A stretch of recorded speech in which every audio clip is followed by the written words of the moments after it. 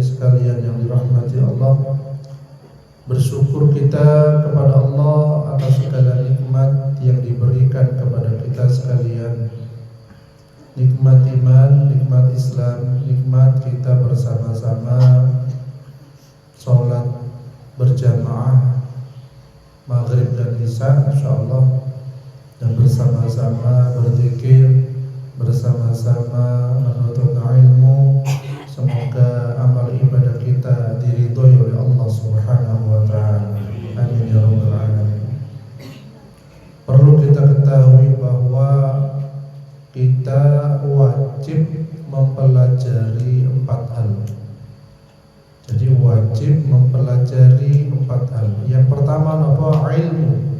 Itu wajib. Ilmu apa? Yaitu ilmu mengenal Allah. Allah siapa? Allah adalah Khalik, pencipta yang kita diharuskan menyembah kepadanya. Kemudian ilmu mengenal nabinya. Karena orang kalau tidak mengenal Nabi kita Muhammad sallallahu alaihi wasallam dikatakan orang yang tersesat, bahkan jatuh ke dalam neraka selama-lamanya. Na'udzubillah min dzalik. Jadi walaupun syahadat asyhadu an la ilaha illallah tok, tanpa mengucapkan wa asyhadu anna Muhammadar Rasulullah, niku syahadatnya tidak sah, batal keislamannya, bahkan dia bisa masuk neraka selama-lamanya. Na'udzubillah. Dan juga setelah mengenal Allah, mengenal nabinya, juga mengenal agama Islam, berikut dengan syariat-syariat yang diperkenalkan, yang diajarkan. Karena tidak boleh beribadah kepada Allah tanpa dasar ilmu. Jadi semakin orang mengenal ilmu dalam Islam, insya Allah hidupnya semakin terarah dan semakin mudah. Sebaliknya orang yang tidak mengenal Islam, hidupnya naudzubillah min dzalik bisa sengsara dan menderita. Kemudian yang kedua adalah setelah ilmu itu kemudian amal, itu yang wajib kita pelajari. Siapa saja berilmu namun tidak mengamalkannya, maka ia telah menyerupai orang-orang Yahudi. Jadi orang-orang Yahudi itu ilmunya banyak, kecerdasannya luar biasa, tapi amalnya yang kurang, bahkan mungkin mereka berkhianat. Na'udzubillah min dzalik. Ya. Ini bisa juga dimasukkan kategori dosa, dan na'udzubillah min dzalik bisa dikatakan mereka masuk ke dalam api neraka selama-lamanya karena tidak mengamalkan ilmu. Sehingga apa yang mereka lakukan, kekejaman, kekejian yang mereka lakukan orang-orang Zionis Yahudi itu, karena mereka beranggapan selain golongan mereka itu adalah bisa dikatakan hewan binatang ternak, sehingga dengan mudah disembelih, dengan mudah dibunuh, dengan mudah mereka siksa. Siksaan yang mereka lakukan kepada saudara kita di Palestina bermacam-macam. Ada yang disetrum, ada yang digantung, ada yang tidak dikasih makan sehingga badannya kurus kering, tinggal tulang sama kulit saja. Ada yang didonkan mentalnya, jadi orang dari orang tercerdas, dari seorang dokter menjadi orang kayak penyakit jiwa. Ya, artinya kita bersyukur di sini oleh Allah Subhanahu wa taala diparingi, diberi kesehatan, diberi kelapangan, diberi kesempatan senantiasa untuk menuntut ilmu. Ya. Kalau zaman sendiri ya, teng langgar itu tileme teng pundi wae, teng kloso nggih. Kadang teng tikar, jarang keramikan. Jarang. Kadang kelosone sampai nopo suwe-suwe wae. Tapi sehat-sehat rata-rata wae. Alhamdulillah sehat-sehat. Ya. Saat ini wis halus ngeten iki. Ya. Empuk ya, kadang saya masuk angin wae. Nah, itulah perbedaan dahulu dengan sekarang. Beda zaman, beda penyakit, juga beda watak. Ya. Jadi orang-orang Yahudi, orang-orang kafir itu mungkin punya ilmu tapi mereka tidak mengamalkannya. Ya. Kemudian yang ketiga adalah setelah ilmu, kemudian amal, kemudian dakwah kepadanya. Karena para ulama dan dai adalah pewaris para nabi. Lek kita ingin menjadi pewaris ya para nabi ya, yaitu selalu belajar ilmu sehingga menjadi orang yang alim sesuai dengan kemampuan kita masing-masing. Ya. Allah telah melaknat Bani Israel karena apa? Kanu la yatanahawna 'an munkarin fa'aluhu labisa ma kanu yaf'alun. Mereka satu sama lain selalu tidak melarang tindakan mungkar yang mereka perbuat. Ya, dari orang-orang Yahudi, orang-orang kafir itu tidak melarang kemungkaran. Berbuat maksiat dibiarkan, tidak dinasehati. Lah inilah yang mendapatkan laknat dari Allah Subhanahu wa taala. Sedangkan dalam dakwah kita dalam Islam harus selalu memberikan nasihat-nasihat yang baik. Walaupun nasihat itu belum tentu diterima atau tidak 100% dijalankan, tetapi kita lakukan nasihat itu untuk kebaikan sekarang dan masa depan. Mbah-mbah yang punya cucu, kadang cucunya itu macam-macam tingkah lakunya. Ya banyak laporan ya konsultasi ke saya orang-orang itu sing hiperaktif, sing nakal, sing mboten gelem sekolah, lek teng sekolah ngisru, merusak kancane. Oh, kata ngoten macam-macam. Tetapi kita bagaimana sebagai seorang pendidik, pendakwah, orang yang memberikan nasihat, ya kita selalu memberikan kata-kata yang baik, kata-kata yang positif, kata-kata yang menyeru ya, kebaikan dalam rangka mencegah juga kemungkaran. Jangan begitu ya. Harus begini ya. Ngasih contoh dan juga melarang. Nah, itu yang harus kita lakukan. Walaupun seakan-akan mereka sekarang tidak menjalankan, mungkin nanti pas SMP, SMA, bahkan mungkin pas kuliah, pas sekolah, pas mondok, mereka baru menyadari kata-kata mbahnya dahulu diingat-ingat, walaupun mbahnya telah tiada. Biasanya ngoten nggih. Mbah ben cerita ngene lho. Lah ini ndak oleh ngene, misalnya ngoten. Dieling-eling. Ya, yang penting cerita. Perkara diingat atau tidak ya terserah. Kadang cerita diulang-ulang podo ae. Tapi itu biar melekat ya. Al-Qur'an pun kita baca berulang-ulang kan sama saja, supados melekat, menenangkan hati kita. Jadi pun bosan dengan kata-kata baik, karena orang yang mendengarkan kata-kata baik niku berpahala. Orang yang mendengarkan majelis ilmu itu berpahala. Walaupun ilmu itu kadang diulang-ulang pancet ae. Tapi itu mengingatkan kita untuk selalu dekat dengan Allah, mengingatkan kita untuk menjauhi dosa. Jadi ngoten. Jadi dakwah itu penting, ya, ngasih nasihat itu penting. Dan ini perilaku para nabi, para sahabat, para tabi'in, tabi'in, para ulama terdahulu, para waliullah. Itu semuanya rata-rata mereka berdakwah. Sesuai dengan kemampuan kita masing-masing, mari kita nasihat menasihati dalam kebenaran, nasihat menasihati dalam kesabaran. Kemudian yang keempat adalah yang wajib juga kita lakukan adalah sabar atas penderitaan, baik dalam menuntut ilmu, mengamalkannya dan mendakwahkannya. Sabar niku bareng sinten? Innallaha ma'as sabirin. Allah itu bersama dengan orang-orang yang sabar. Allah itu menemani orang yang sabar. Allah itu melindungi orang yang sabar. Sebaliknya selain sabar, selain orang yang tidak sabar berarti bersama setan. Jadi sabar atas penderitaan baik dalam menuntut ilmu, mengamalkannya dan mendakwahkannya. Ya, dalam rangka kita bareng-bareng memberantas kebodohan, memberikan kemudahan di dalam menjalankan ilmu. Jadi bersyukurlah orang yang senantiasa Allah berikan kesempatan untuk menuntut ilmu. Karena ini merupakan hal yang dirindukan oleh siapa? Oleh ahli kubur. Ahli kubur itu kangen menuntut ilmu. Ahli kubur itu pengen bersedekah. Ahli kubur pengen sholat jamaah 5 waktu. Ahli kubur pengen ini kata, tapi wis telat. wis telat. Penyesalan, kerugian yang mereka alami sekarang ini luar biasa. Ya. Sampai Rasul mengatakan andai kata boleh mendengarkan jeritan siksa kubur, didengarkan gemuruh, sampai mungkin orang yang mendengarkan gak bisa tidur karena saking dahsyatnya siksa di dalam kubur. Na'udzubillah min dzalik.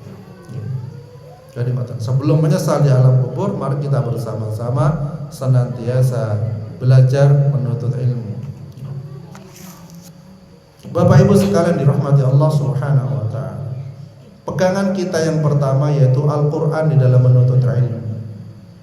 Karena Allah Subhanahu wa taala melalui nabinya memberikan keutamaan di dalam mempelajari, mengajarkan dan membaca Al-Qur'an. Dikatakan dalam sebuah hadis, khairukum man ta'allama al-Qur'an wa 'allamahu. Sebaik-baik kalian adalah siapa yang mempelajari Al-Quran dan mengajarkannya. Mempelajari dan mengajarkan. Dan ini poin yang Allah sebutkan, yaitu sebaik-baik kalian, sebaik-baik kita. Kemudian selanjutnya adalah Allah pun juga memberikan pahala kepada pembacanya. Man qara'a harfan min kitabillah falahu bihi hasanatun wal hasanatu ya'shir amthaliha bi asyri amthaliha. Siapa saja membaca satu huruf dari kitab Allah atau Al-Qur'an, maka baginya satu kebaikan, dan satu kebaikan itu dibalas dengan 10 kali lipatnya. Ibu-ibu, alif lam mim niku wonten pinten huruf? 3 nggih, alif lam mim. Niku dilipat gandakan. Ya. Berarti pahalanya pinten? 1 kebaikan atau kemudian dibalas dengan 10 kebaikan. Berarti alif lam mim pahalanya pinten? Kebaikannya 30. Nggih, belajar hitung-hitungan nggih, Bu nggih. Nggih, pun ngitung blonjo tok nggih. Ngajine diitung. Nek blonjone kurang, Pak kurang ngoten nggih. Jadi alif lam mim tok niku 30 kebaikan. Bayangkan terus ini 30 juz, masyaallah. Dan kita diajarkan sebelum tidur maos napa? Al-Fatihah, ayat kursi, Al-Ikhlas, Al-Falaq, An-Nas 3 kali. Doa tidur, kemudian nomale subhanallah 33 kali, alhamdulillah 33 kali, Allahu akbar 33 kali. Insyaallah tangine enteng. Jadi wonten saja teng kula. Saya setelah mengamalkan itu, Ustaz, bangun pagi itu enak rasanya, enteng. Nggih wae. Wonten sing ngamalaken nggih. Napa wau? Al-Fatihah, kemudian ayat kursi, Al-Ikhlas, Al-Falaq, An-Nas, kemudian subhanallah 33 kali, alhamdulillah 33 kali, Allahu akbar 33 kali. Mau tidur, bangunnya insyaallah enteng, pegel-pegel hilang. Ya. Jadi ngoten.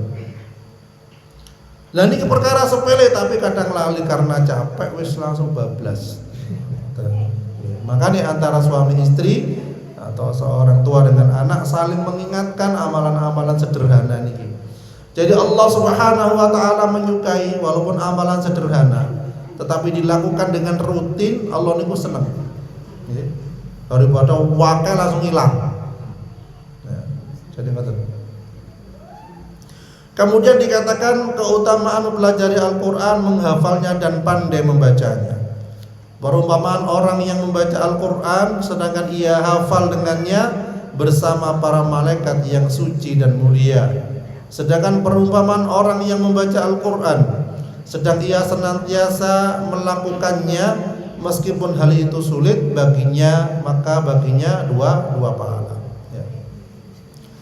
Maksudnya ketika seorang merasa sulit membaca Al-Qur'an, ya tak terbata-bata, niku pahala pinten 2 pahala, tasik dikasih pahala. Ini hadis riwayat muttafaqun alaih.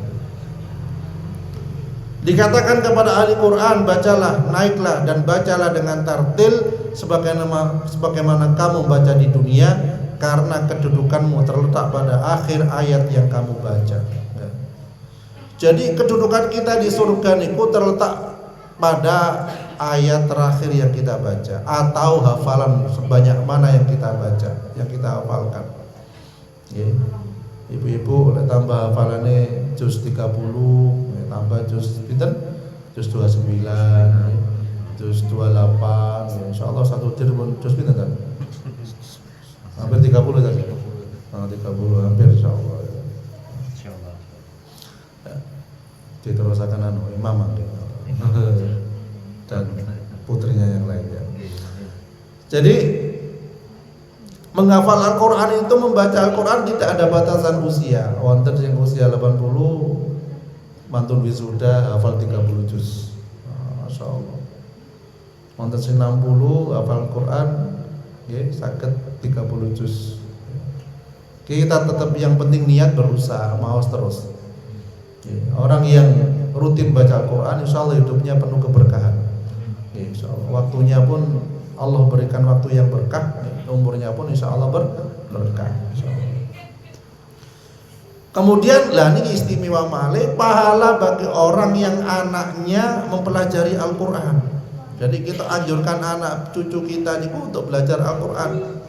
Siapa saja membaca Al-Quran, mempelajarinya dan mengamalkannya, maka dipakaikan kepada kedua orang tuanya pada hari kiamat mahkota dari cahaya yang sinarnya bagaikan sinar matahari. Jadi gak ada putra atau putu, kita yang mengajarinya, menganjurkannya, mereka mengamalkan, mempelajari Al-Quran, menghafal Al-Quran, maka kelak orang tuanya niku dipakaikan mahkota dari surga yang sinarnya bagaikan sinar matahari, saking indahnya.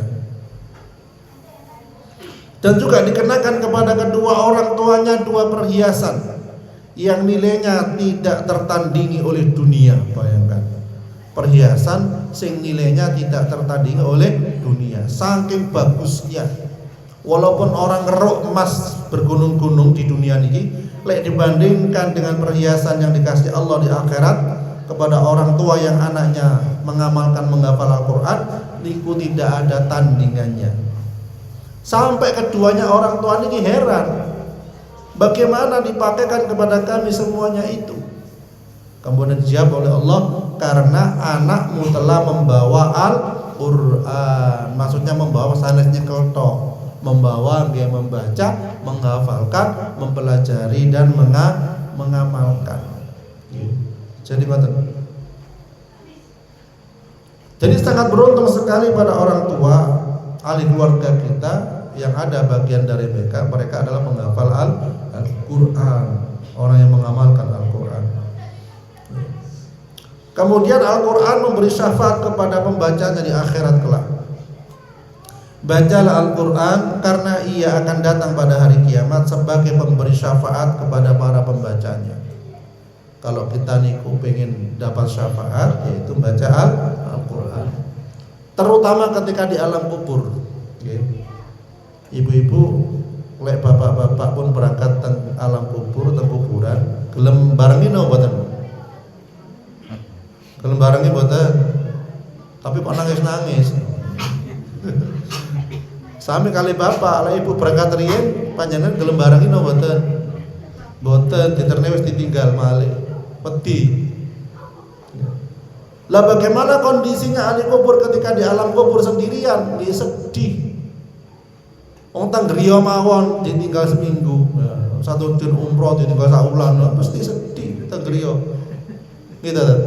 Atau sebaliknya ditinggal dia sedih. Saya bayangno mantun iki berangkate bareng wae. Insyaallah mboten sedih. Tapi lek kamar bersepuluh ya sedih. Jadi sedih lah ini kenapa malah, apalagi di alam kubur sendirian. Ternyata yang nemani itu sesuai dengan amal perbuatan. Lek perbuatannya buruk di dunia, hatinya buruk, hatinya penuh dengki, hatinya penuh dendam, hatinya penuh dengan hasad, maka yang nemani di alam kubur adalah makhluk yang baunya busuk, rupanya buruk. Wis ndak enak rasanya.